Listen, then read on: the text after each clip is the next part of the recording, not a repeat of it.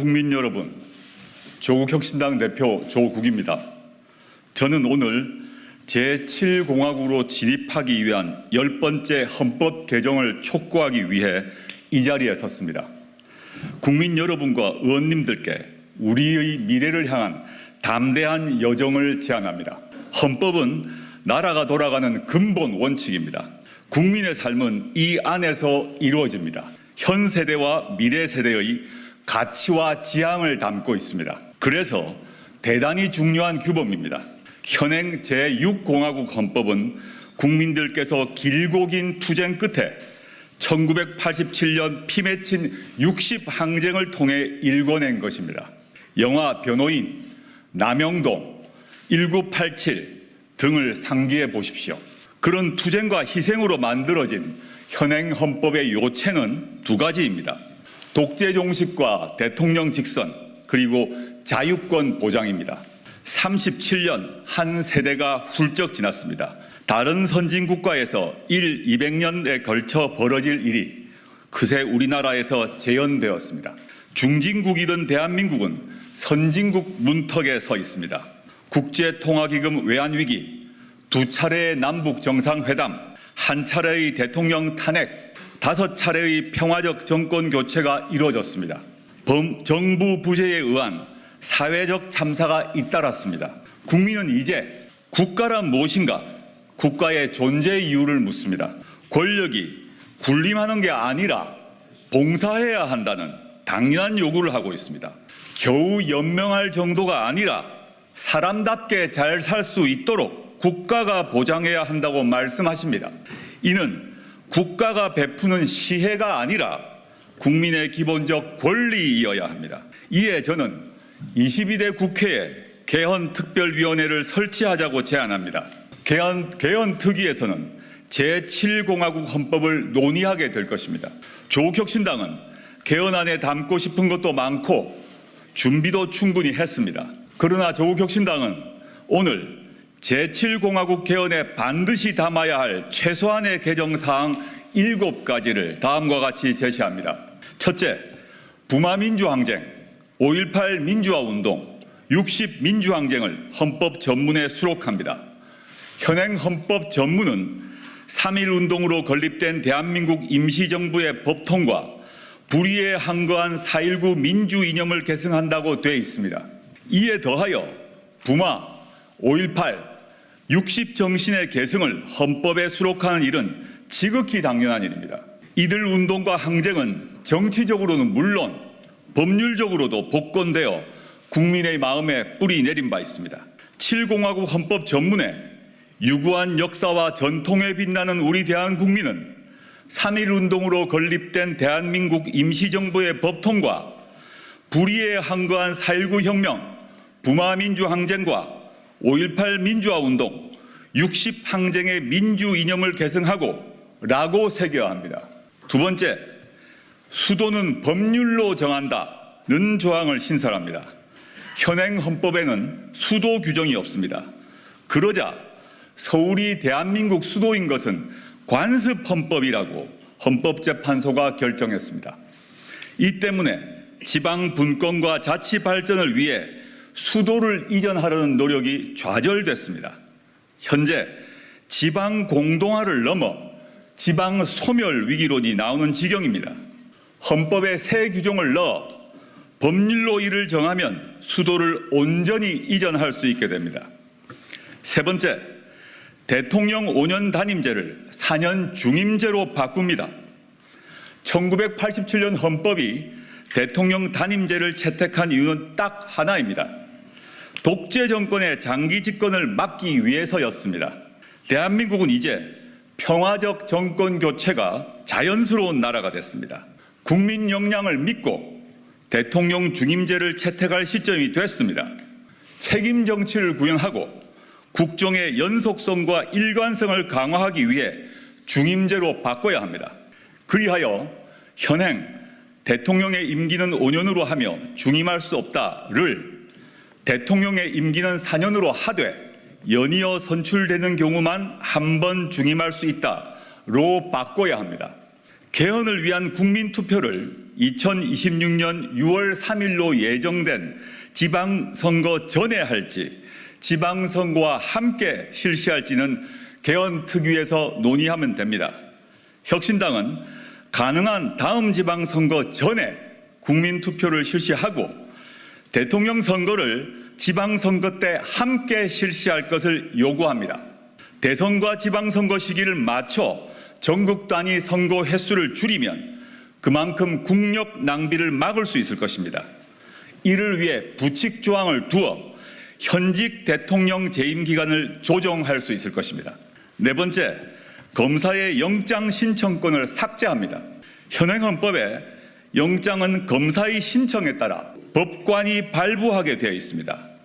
검찰청은 법무부 외청에 불과하지만 준사법기관을 참칭하며 사실상 무소불위의 기소 권력을 누립니다. 통제도 거의 받지 않습니다. 해외에서도 일부 독재국가를 빼고 이처럼 강한 권능을 가진 검찰은 없습니다. 이로 인한 폐해는 자의적 수사와 기소권 남용을 넘어 검찰 독재 정권의 탄생으로 이어졌습니다. 이에 영장 신청권을 헌법에서 삭제하고 신청 주체를 법률로 정하도록 합니다. 현행 12조 3항과 16조의 검사의 신청에 의하여를 각각 고쳐 체포 구속이나 압수수색을 할 때는 적법한 절차에 따라 청구되고 법관이 발부한 영장을 제시하여야 한다와 사실 이에 더하여 현행 헌법 89조 16호에는 검찰총장이란 단어가 들어 있습니다. 추후 검찰청을 기소청으로 바꾸게 되면 바꿀 계획을 저희는 가지고 있는데 헌법이 바뀌지 않으면 검찰총장이란 단어를 유지해야 됩니다.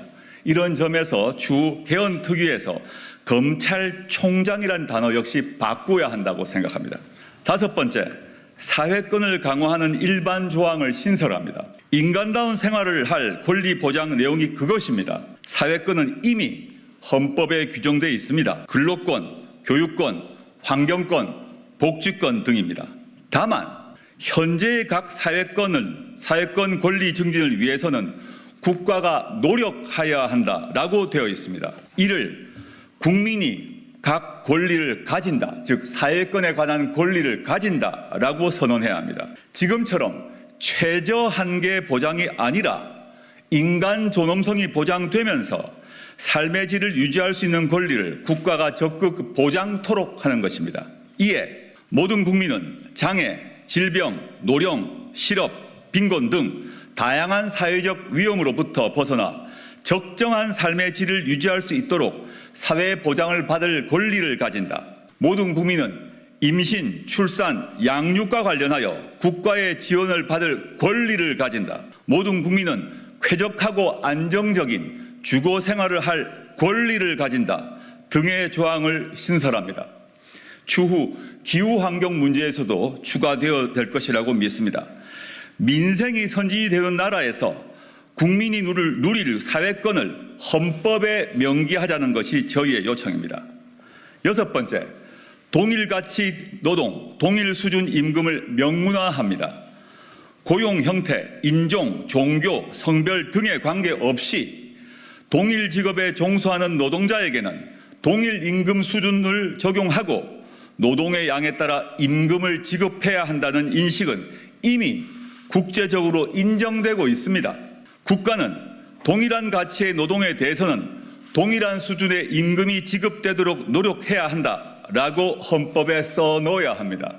일곱 번째, 토지 공개념을 강화합니다. 경제 질서와 관련해 불평등과 불공정을 고치기 위해서입니다. 부동산이 투기의 대상이 되었고 부의 대물림이 강화되고 있습니다. 청년들은 집 문제로 좌절합니다. 결혼을 포기해야 할 처지입니다. 그대로 둘 수 없습니다. 국가는 토지의 공공성과 합리적 사용을 위하여 필요한 경우에 한하여 특별한 제한을 하거나 의무를 부과할 수 있다라고 토지 공개념의 내용을 헌법에 분명히 할 필요가 있습니다. 지난 한 세대 동안 대한민국과 대한국민의 역량은 넉넉히 입증되었습니다. 현행 헌법보다 국민의 권리를 더 인정하고 국가가 국민을 더 지원하도록 규율하는 헌법을 가질 자격이 충분합니다. 이에 더해 현재가 아닌 미래 세대를 위해서 우리가 나아갈 방향에 대해 밝혀야 합니다. 그러기 위해서 우리의 정치적 상상력을 최대치까지 뻗어보자고 요청합니다. 왜 안 되는지가 아니라 왜 해야 하는지를 논의합시다. 국민의 요구사항은 더 다양합니다. 잘 알고 있습니다. 향후 논의 과정에서 넣거나 빠질 것입니다. 저는 정치권과 국민이 참여하는 열띤 논의를 통해 결정될 것이라고 믿습니다. 우리 헌법 1조 2항은 대한민국의 주권은 국민에게 있고 모든 권력은 국민으로부터 나온다라고 돼 있기 때문입니다. 22대 국회가 열리면 국회와 국민 모두 개헌을 논의합시다. 감사합니다.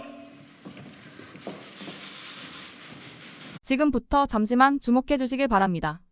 구독자분들을 위해서 특별히 준비했습니다. 항상 여러분들에게 드리는 말씀이 있습니다. 이슈와 뉴스만 챙겨보셔도 충분히 돈을 벌 수 있다고 말씀을 드렸는데요. 여러분들 여기 보이시는 제 채널의 영상들을 보시면 어떤 생각이 드시나요? 단지 뉴스 영상만 보고 아무 생각이 없으신가요? 그렇다면 아주 잘못된 것이라고 생각합니다. 그 이유가 무엇이냐면 제가 4월 5월에 뭐라고 말씀을 드렸나요? 지금은 반도체에 관심을 가져야 한다. 뉴스만 보고 넘기지 마시고 투자 쪽으로 생각을 봐야 한다고 말씀드렸습니다. 이런 썸네일들을 영상을 통해서 많이 보셨을 텐데요. 이런 반도체 이슈가 되었을 때 부자들은 어떻게 생각할까요? 반도체는 무엇이 있는지, 어떤 종목이 가장 좋을지, 어디에 투자해야 돈이 몰릴 수 있는지 자연스럽게 생각한다고 말씀드렸습니다. 부자들이 봤을 때 이슈가 곧 돈으로 이어지고 그 이슈가 나에게 돈을 벌어준다는 경험적 확신이 있기 때문에 부자들은 사회적 이슈를 관심 있게 챙겨본다고 말씀드렸습니다. 이번에도 마찬가지입니다. 지난번에 구독자분들과 함께하는 주식으로 수익 내기를 진행했었는데요. 100% 무료로 진행을 했고 이 사진을 보시면 아시겠지만 구독 문자 메시지를 남겨주신 모든 시청자분들께 이렇게 반도체 관련주 중에 가장 급등할 확률이 높은 딱 한 종목을 드렸습니다. 4월 말 시지트로닉스를 추천을 드렸습니다. 여기 나와 있는 사진을 보시면 정확히 얼마에 매수하고 어떤 종목을 사야 하는지, 어느 지점에 팔아야 하는지 이런 부분들까지 여러분들에게 정확히 알려드렸는데요. 실제로 많은 분들께서 수익을 보셨습니다. 오른쪽을 보시면 아시겠지만 4월 말에 시지트로닉스를 소개해드리고 나서 실제로 며칠이 지나지 않고 이렇게 주가가 2배 이상 급등이 나왔습니다.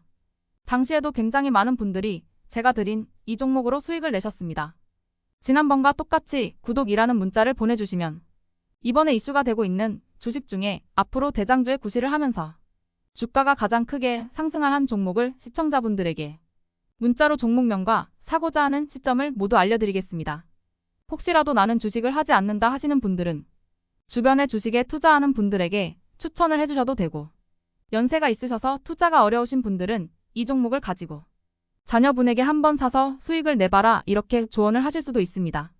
이 영상을 보시고 계시는 시청자분들 중에 종목이 궁금하다 하시는 분들은 전화번호 010-5638-2209 똑같이 무료 추천 급등 주식 문자를 보내드리겠습니다. 돈을 받는 것도 아니고 투자를 대신해 드리는 것도 아니고 부담 없이 구독 문자 보내주시면 되십니다. 다른 것을 바라는 것이 아닙니다. 수익이 나신다면 구독과 좋아요 한 번씩 부탁드립니다.